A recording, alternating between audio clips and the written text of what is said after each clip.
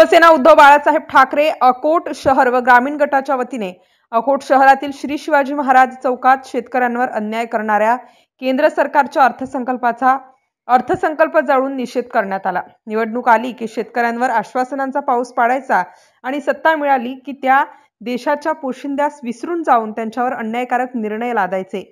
शेतकऱ्यांचे उत्पन्न दुप्पट करून देण्याच्या भीमगर्जना करणारे मोदी सरकार अर्थसंकल्पात मात्र कृषी क्षेत्राच्या बजेटला कात्री लावून शेतकऱ्यांची फसवणूक केल्याचा आरोप याप्रसंगी शिवसेनेच्या वतीने करण्यात आला। त्याचसोबत राहुल सोलापूरकर यांनी छत्रपती शिवाजी महाराजांचा अपमान करत इतिहासाची मोडतोड करून मुलाखत दिली। त्याचा सुद्धा निषेध याप्रसंगी शिवसेनेकडून करण्यात आला। याप्रसंगी उपजिल्हा प्रमुख दिलीप बोचे, शहर प्रमुख ॲडव्होकेट मनोज खंडारे व अमोल पालेकर, तालुका प्रमुख ब्रह्मकुमार पांडे, डॉक्टर गजानन महाले, गजाननराव महाले, अक्षय घायल, विजय ढेपे, बंडू बोरोकार यांच्यासह शिवसेना पदाधिकारी प्रामुख्याने उपस्थित होते। MCN न्यूज मराठीसाठी देवानंद खिरकर, अकोट तालुका प्रतिनिधी।